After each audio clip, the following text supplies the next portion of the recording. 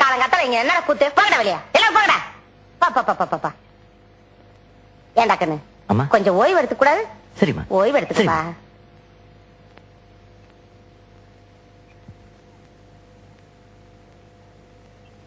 சிசியா ஒரு பீடி கொடு. ஏய் சின்ன பசங்க பீடி குடிக்கூடாடா. அண்ணா நான் உன்னை விட 10 வயசு பெரியவன் தெரியுமா? ஒழுங்கா பீடி கொடு. இல்லன்னா சீ விடுவேன். இந்தாங்க அண்ணா இந்தாங்க.